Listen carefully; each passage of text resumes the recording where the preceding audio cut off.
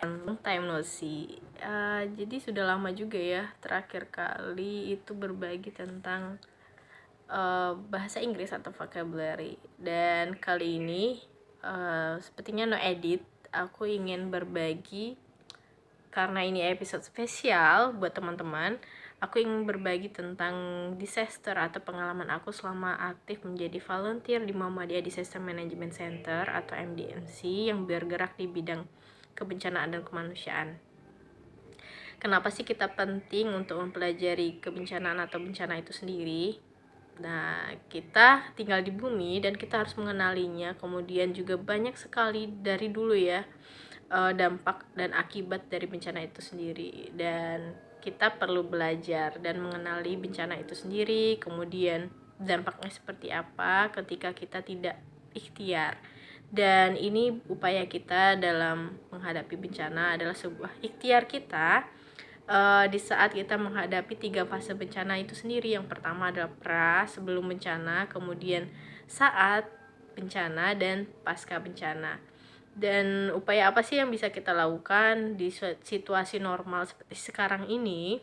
Dan hal inilah yang aku lakukan atau sangat antusias sekali untuk berbagi kepada teman-teman dari ilmu yang aku dapatkan dan pengetahuan juga setelah pelatihan, setelah peningkatan kapasitas, sehingga tidak terputus di diri aku sendiri. Aku ingin sekali untuk membagikannya kepada teman-teman yang di luar sana, sehingga bermanfaat buat masyarakat luas, dan juga mengajak teman-teman sebagai anak muda untuk memanfaatkan platform atau sosial media ini menjadi lebih bermanfaat dan menjadi media atau mendapatkan bahan belajar juga melalui sosial media.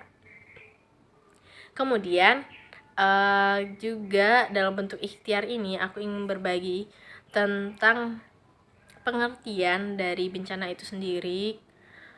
Di episode kali ini aku ingin berbagi pengertian, kemudian karakteristiknya dan jenis-jenisnya, sehingga ini bakal berlanjut ke episode selanjutnya.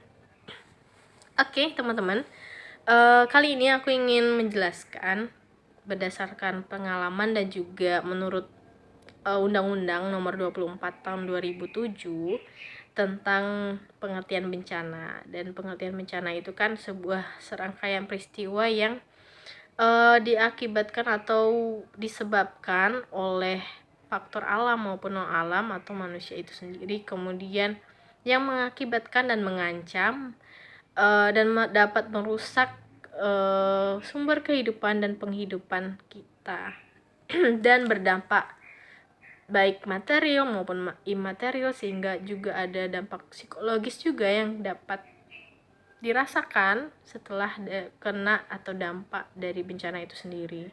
Sehingga bencana itu kalau dia terjadi, dan bisa disebutkan bencana ketika dia dampaknya sangat luas. Kemudian contohnya terakhir kali gempa di Cianjur, kemudian di luar negeri juga ada di Turki ya kemarin. Dan kita sangat sedih ya melihat banyak korban gitu, sehingga upaya yang bisa kita lakukan untuk mengurangi risiko itu tadi, kita tetap terus menurunkan kerentanan yang ada dan juga meningkatkan kapasitas kita, baik pemahaman, kemudian manajemen bencananya seperti apa, tindakan apa yang harus kita lakukan. Dari hal simple kita dapat lakukan untuk mengedukasi keluarga kita sendiri yang terdekat dari kita gitu. Bagaimana cara kita melindungi diri, kemudian kenapa bisa terjadi banyak korban, itu karena banyak yang tidak tahu sistemnya gimana, manajemennya gimana, apa yang harus dilakukan.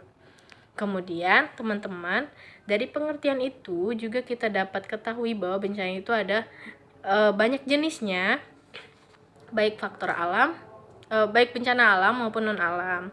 Contohnya kalau di alam itu sebuah fenomena ya yang bukan disebabkan oleh manusia, sehingga itu lebih alami dan kita tidak tahu kapan itu terjadi. Contohnya gempa bumi, baik yang disebabkan kalau gempa bumi itu kan ada yang dari tektonik, kemudian ada yang vulkanik, kemudian ada juga runtuhan atau goncangan dari jatuhnya meteor dan lainnya.